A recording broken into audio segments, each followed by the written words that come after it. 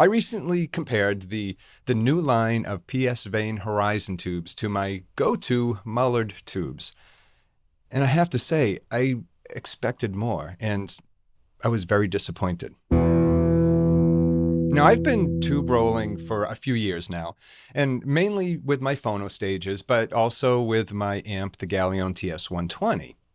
Now, I've used new old stock brands like Telefunken and RCA and Genelax and Sylvania and, of course, Mullard. And I've also used new production tubes like TAD, JJ, Mullard, which is produced out of Russia now for the new sensor company, which is also Electro-Harmonix, which I've also used Electro-Harmonix tubes. Now, out of all of those, my go-to has always been Mullard, like I said, both for the KT88s that are in my power amp or in my integrated amp, and also for my phono stage, both new old stock and new production Mullards. So pretty much everything in both my phono stage and my amp is powered by Mullards, except for a couple of Telefunkens I have in there, which they were expensive and I didn't want to get rid of them, and they really sound good. Those are AT7s that are in the preamp stage of my integrated amp. Now, why Mullard? Well, really because of warmth and smoothness. Now, that's just something I found, and it's something that my ears apparently like, is the sound of Mullard tubes. Again, both new old stock and new production. There's something a little bit, silky and creamy to the mid-range that I've always liked. And that's really the best way I can explain it. I've heard others call tubes creamy. I don't know if that's really the right word, but they have a laid-back sense of tube warmth to me.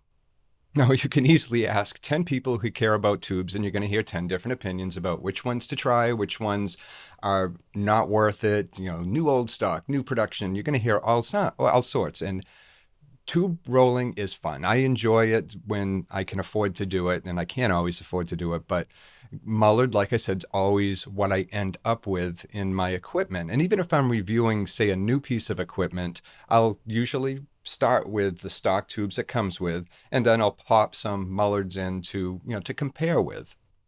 Now, Mullards used to be produced out of Britain, and it was since World War II. And the brand was discontinued in the late 80s and was revived by the new Sensor Corporation. It's an American company, but the tubes themselves are produced out of Russia. The new old stock Mullards, if you can find those can be very expensive. PSVane, who are based out of China, recently released their Horizon series of tubes. And I think that line came out, the Horizon line came out in May of this year. And I do have some PSVane Classic series, which came with my Galleon TS120, and which I subsequently ended up, replacing with the Mullards.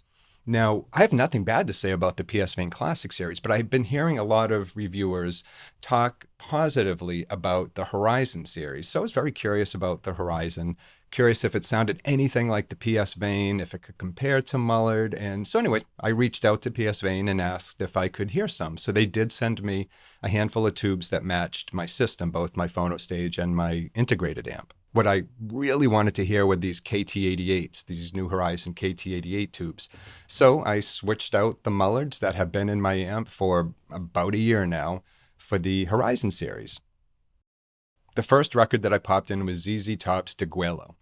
The very first thing that hit me was, one, the bass presence was better. And I know you've heard me talk about bass before. My system is not a very bass-heavy system, but I did notice a better bass response. And I also noticed something else that I hadn't expected was a little bit more detail, a little bit more soundstage. And the speakers, and this is something that I've always tried to do when trying to find the sweet spot with speakers, is to find that spot where the speakers just disappear and the soundstage is all that remains. And I've had that. But once I had popped in the KT88s, the Horizon, it seemed that it was wider and the speakers faded. And I figured it was, just my imagination and the fact that I hadn't listened to that ZZ Top record in a long time. So I pulled out Catholic Boy by the Jim Carroll Band. And it was the same thing, maybe even more so. It was an extremely pleasant listening experience. And, the fact is, too, that these tubes, the Horizon tubes that I popped in, they really hadn't had a chance to warm up. I mean, I would suggest, waiting 30 hours before judging the sound of a tube. And pretty much most most pieces of equipment, but especially with tubes. And I would say they had probably warmed up maybe 3 hours before that listening session, and it was very impressive. So I had an idea. When I first got the TS120, I played around a lot with the sound modes. It has 3 different sound modes. It has a sound mode A, which is supposed to be, very transparent and neutral. It has a sound mode of B, which is supposed to be a little bit more musical. And then there's T, which enables the tone controls. And in doing so, I would keep a list of records that sounded, maybe a bit too bright at different settings. And one of those records that was always bright sounding to me, at least to my ears, was the original pressing of Dio's Holy Diver record. It didn't matter what sound mode or what tubes or what I tried to do, even if I employed tone controls. There was something about that record about that pressing, I should say, that always sounded bright to me. So I pulled that one out and I played it with the Horizons in place. And it wasn't as bright. It was strong and, the bass was there. It was controlled and it was fast. I was honestly shocked, seriously. So over the next few days, I started to swap out the tubes in my phono stage, replacing those with the Horizon tubes, and did the same thing with the preamp stage on the Galleon, except for those 2 Telefunkens that I mentioned. What I continue to be struck with is the imaging, and even the mid-range is more pronounced. Things seem a bit punchier, way more so than the Mullards, which, as I said, they're a little bit laid back, a little bit more mellow, which I always wanted in my system. But until I popped in the Horizons and noticed a difference while still retaining that tube sense, I really was enjoying that listening experience. I stopped actually listening to the system and just enjoying the music. A great example of the drums, specifically the toms, both mid and low toms. When a tom is hit, there is a bit of resonance to them that you're supposed to get with a tom hit. That, slight after effect, that's the difference between a shallow snare or a high tom and a deeper drum. When a drum roll is performed, you hear that deeper resonance as the drummer goes down the line. Tubes, I'm telling you, I love tubes, but it's a constant test of patience and discovery, and a little bit of money. So at the beginning of this video, I did say I was disappointed, and why is that? Why did I say I was disappointed? Well, it's because I really expected that I was still going to prefer my Mullard tubes over the Horizon tubes. As things turned out, I now have Horizon in my amp, in my phono stage, and that's not going to change. I've spent a lot of money on Mullard tubes and figured those would be my go-to from now on. Well, that's not the case anymore.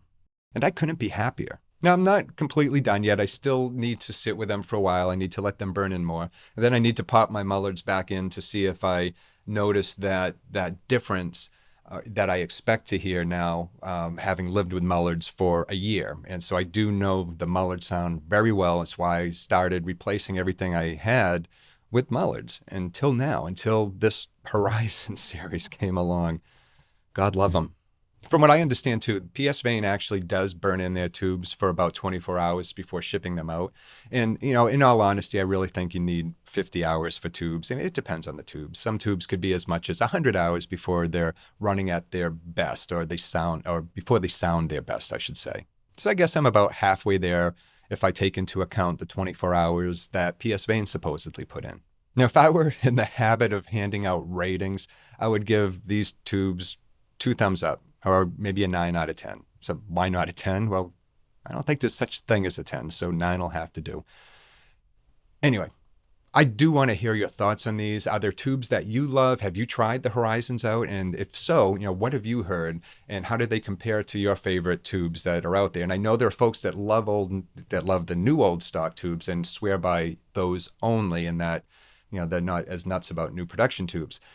But these so far are the ones that I think are going to be in my system for quite a while, until something else comes along and that captures my imagination or my attention or my ears. So as always, thank you so much for watching. And, until next time, take care of yourself and enjoy your records.